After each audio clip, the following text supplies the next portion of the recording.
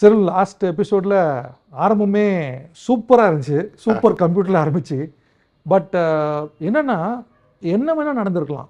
Correct. இல்லை என்ன வேணாலும் நடந்திருக்கலாம். கரெக்ட். ஸோ ஒரு சூழ்நிலையில் நம்ம அந்த சூழ்நிலையை எப்படி பார்க்குறோன்றது ஒரு பக்கம். ஆனால் அந்த சவால் நம்மளை முன்னாடி கொண்டு போதா பின்னாடி கொண்டு போதான்ற ஒரு திங்கிங் இருக்குது. கரெக்ட். சரி, ஜஸ்ட் ஃபார் ஆடியன்ஸ் ரீகேப்புக்கு, நீங்கள் ஒரு கம்ப்யூட்டர் வாங்க போகிறீங்க, மெட்ராஸ்லேருந்து யூஎஸ் போகிறீங்க. கம்ப்யூட்டர் வாங்கின இடத்துல உங்களை ஒரு ராபரி நடக்குது. அந்த ராபரி கன் பாயிண்டில் நீங்கள் இருக்கீங்க. அங்கேருந்து சமவ் மிராக்குலஸ்லி தப்பிச்சு வரீங்க. அதுக்கப்புறம் என்ன நடந்தது? முதல்ல அந்த ஆளுங்களை பார்த்தது வந்து ஒரு நார்மலாக ஒரு இந்தியன் ஒரு அமெரிக்காவில் வாழ்கிற இன்னொருத்தனை எப்படி பார்ப்போனோ அப்படி தான் பார்த்துட்டேன். ஓகே. ஆனால் அந்த நேரத்தில் எனக்கு தெரியாது ஹிஸ்பானிக்கோட மூஞ்சு ஒயிட் அமெரிக்கனோட மூஞ்சுக்கும் வேற மாதிரி இருக்கும், டிஃப்ரென்ஸ் இருக்கும்னு அப்போ தெரியாது. சரியா? ஆனால் அவங்க மூஞ்சை பார்க்க முடியும்னு பேப்பரில் சொல்லிட்டேன். சரியா? இப்போ அன்னைக்கு அந்த சூழ்நிலையில் அந்த ஒரு 5-6 பேர் அந்த ரூமில் இருக்காங்க. அவ்வளோ பேரும் Hispanic, not white Americans. Okay. சரியா? இப்போ ஹிஸ்பானிக்ஸ் வந்து பார்த்தீங்கன்னா இந்தியன்ஸ் மாதிரி தான். ஆமாம். பார்க்கறதுக்கு ஒரே மாதிரி இருப்பாங்க. இப்போ யாரோ ஒருத்தர் இப்போ நம்ம ரோட்ல போகும்போது ஒரு 2 செகண்ட்ஸ்க்கு மேலே நம்மளே பார்த்தாங்கன்னா ஒருவேளை இவனா இருக்குமோ அவனா இருக்குமோ ஒரு மாதிரி இந்த பயமே வந்து இட் வாஸ் டிரைவிங் மீ. சரியா? ஸோ இந்த பயத்தில் தான் நான் வந்து இந்தியாவுக்கு வந்துடலாம், சும்மா மவுண்ட் ரோடில் வந்து ஏதோ ஒரு கம்ப்யூட்டர் கம்பெனியில் வேலை பார்த்துக்கலாம் அப்படின்ற ஒரு சூழ்நிலை மாதிரி தான் நினச்சிட்டு இருந்தேன். ஆனால் இதில் தான் வந்து எப்படி இந்த misery that we go through can be turned into a mission for your life அப்படின்ற ஒரு சூழ்நிலைக்குள்ளே வரேன். அப்போது முதல் வாட்டி நான் நினச்சேன் ஒருவேளை இந்த மாதிரி தப்பு பண்ணுறவங்களை போய் பார்க்கணுமோ அப்படின்னு நினச்சிட்டு நான் வந்து என்னோட டே ஜாப் வந்து டேட்டா மைனிங். இப்போ ஒரு மில்லியன்ஸ் ஆஃப் ரோஸ் இருக்குன்னா அதுதான் என்னோட கம்ஃபர்ட் ஜோன். ஸோ இது மாதிரி ரீசர்ச் எல்லாம் பண்ணிகிட்ருக்கேன்.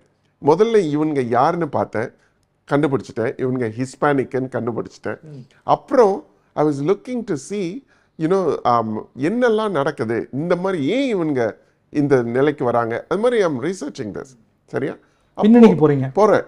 அப்போ பார்த்தா அமெரிக்காவோட ப்ரிசன் சிஸ்டம் ஒரு எக்ஸார்பிடண்ட்டாக போகுது. இப்போது 1974 250,000 பீப்புள் தான் ப்ரிசனில் இருக்கான். ஓகே. அமெரிக்காவில் ஓகே 2,50,000 பேர் இருக்காங்க. இப்போ 1980 வரும்போது 300,000 இருக்காங்க. ஒரு 8 வருஷத்துக்குள்ள அந்த 200,000-300,000 இருக்கிறது வந்து 1.2 மில்லியன் பீப்புளா க்ரோ ஆகுது. அதுவே ஒரு தேசமா 8 வருஷத்துக்குள்ள ஒரு 1.2 மில்லியன் பீப்புள் வந்து பிரிசனுக்குள்ள போறாங்க. ஆனா இந்த பிரிசன் பாப்புலேஷன் மேல போதே ஒழிய கீழே வர மாட்டேங்குது. ஆமா. இப்போ ஒருத்தன் தப்பு பண்றான், போறான், தண்டனை அனுபவிச்சுட்டு வெளியில வந்தான்னா அதுக்கப்புறம் அதோட முடிஞ்சிடும். ஆமா. கரெக்டா? ஆனா இங்க என்ன நடக்குதுன்னா போறான், வெளியில வந்துட்டு திருப்ப இன்னொரு தப்பு பண்ணிட்டு திருப்ப போறான். இன்க்ரீஸ் தான் ஆகுது. டிக்ரீஸ் ஆகல. ஸோ இது எனக்கு பாதரிங்கா இருந்தது. ஏன் இது இன்க்ரீஸ் ஆகிட்டே போகுது, ஏன் இது குறைய மாட்டேங்குது அப்படின்னு சொல்லிட்டு. ஸோ இன்னும் நான் இதை பற்றி ரிசர்ச் பண்ணுறேன். பண்ணால் எல்லா data that I was looking for was saying this is an African American problem, this is an African American problem, இப்படி தான் வருது. ஏன்னா 1 out of 3 African American men in large cities are in prison. அது ஒரு பெரிய number. சரியா? ரெண்டாவது என்ன சொல்றான், if any African American kid does not complete high school, their chance of going into a prison, jail or die before the age 30 is 100%.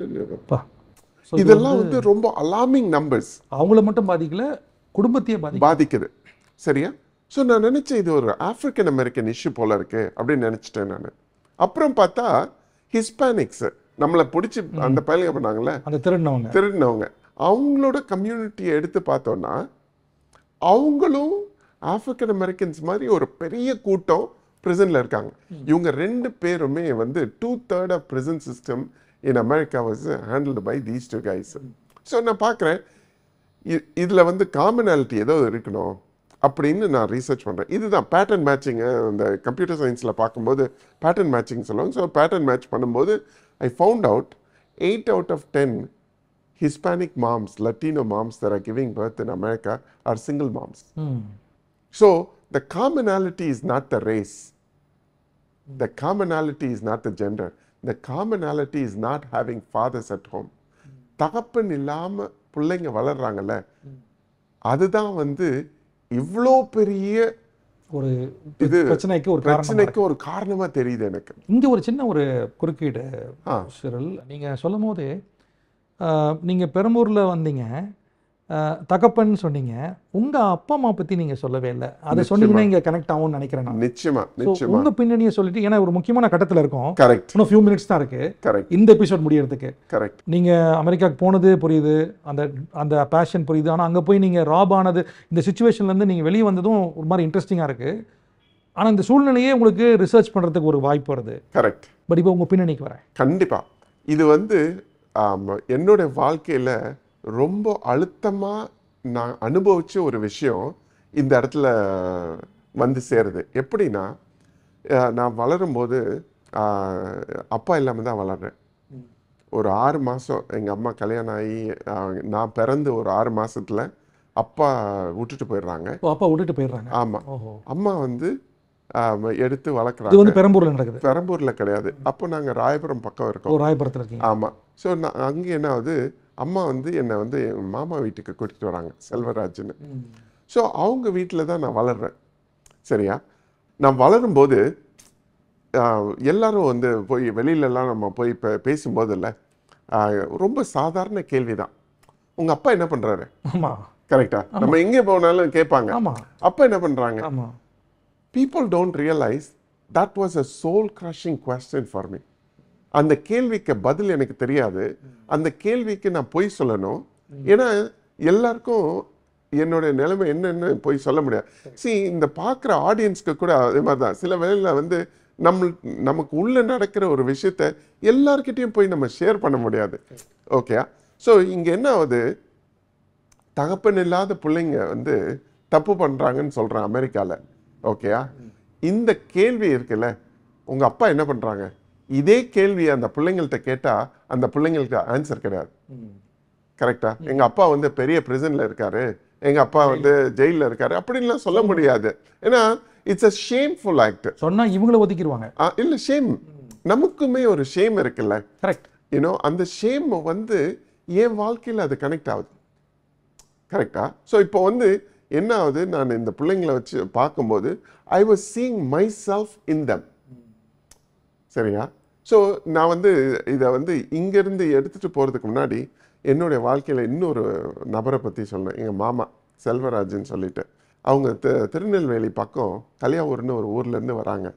வந்து சென்னையில் அவங்க வாழ்க்கையை ஆரம்பிக்கிறாங்க.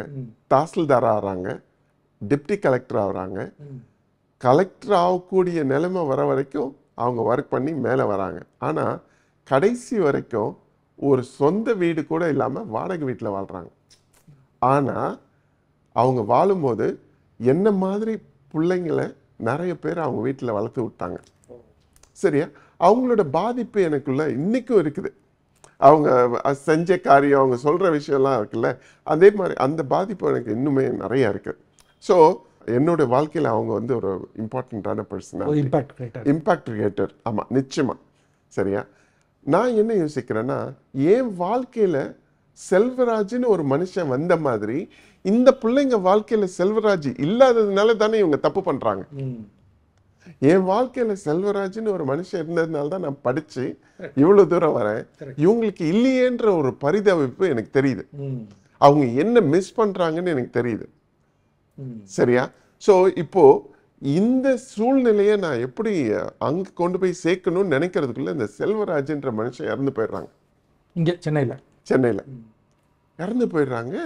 நான் பார்க்குறேன், அவங்களுக்கு நான் ஒன்றுமே செய்யலை, அதுக்குள்ள அவங்க இறந்து போயிட்டாங்கன்றது வந்து எனக்கு ஒரு பெரிய பாதிப்பாக இருக்கு. அவங்கள அமெரிக்காவுக்கு வாங்க பாருங்கன்னு சொல்கிறேன், அது கூட அவங்க பார்க்கல.